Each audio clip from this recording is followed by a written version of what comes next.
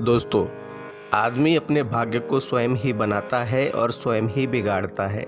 आदमी का भाग्य जब उसका साथ देता है तो वह रंक से राजा बन जाता है, और जहां उसका भाग्य साथ नहीं देता या उसकी किस्मत खराब हो जाती है तो वही राजा रंक बन जाता है। दोस्तों, सनातन धर्म में देवी को कन्या का रूप माना गया है या बेटी का रूप माना गया है, या ये कहें कि बेटियों को ही देवी का रूप माना जाता है, और यही सनातन धर्म है। इसीलिए हम नवरात्रों में कन्या भोज करते हैं, या कोई भी जब हमारा शुभ कार्य होता है तब हम वहाँ कन्या का पूजन अवश्य करते हैं, कन्या का भोज अवश्य करते हैं और उन्हें दान दक्षिणा देकर उन्हें प्रसन्न करते हैं, जिससे हमारे सभी कार्य निर्विघ्न पूरे हो जाएं।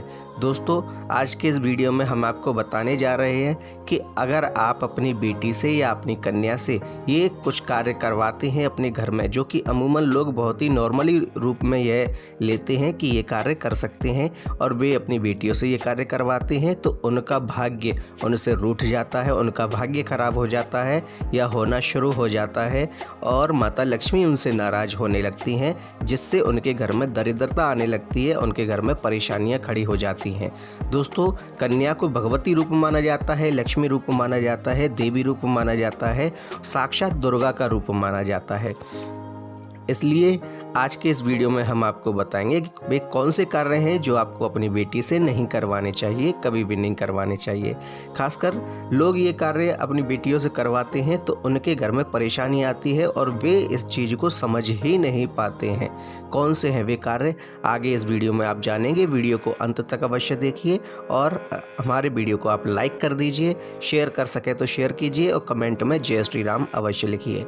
दोस्तों, पहला कार्य, कभी भी बेटियों से अपने झूठे बर्तन नहीं धुलवाने चाहिए। अमूमन घरों में यह होता है कि बेटियां झूठे बर्तनों को धोती हैं, लेकिन ऐसा नहीं होना चाहिए, क्योंकि बेटी भगवती का रूप है, देवी का रूप है, इसलिए कभी भी उससे अपने झूठे बर्तन नहीं धुलवाने चाहिए।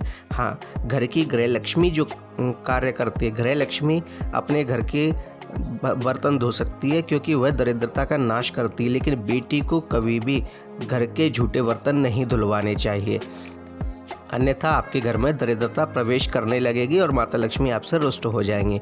नंबर 2, दोस्तों, आपने अमूमन देखा होगा कि घर की बेटियां घर में झाड़ू और पोछा लगाती हैं। यह बहुत गलत होता है, इससे माता लक्ष्मी रुष्ट होती हैं और आपके घर में दरिद्रता आने लगती है।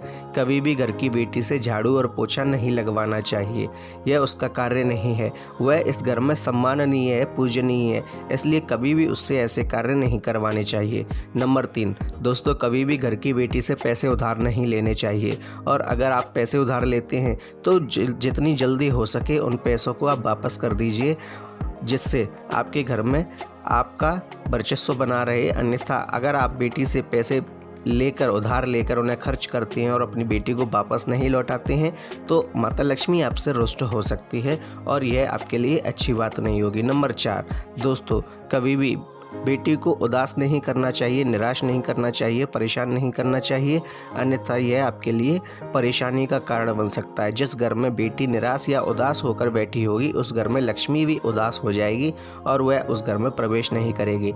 नंबर 5, दोस्तों, कभी भी बेटी से अपने पैर नहीं छुलवाने चाहिए। अमूमन कुछ लोग करते हैं कि बेटी से अपने पैर दबवा लेते हैं या पैर छुलवाते हैं, तो यह बहुत गलत होता है।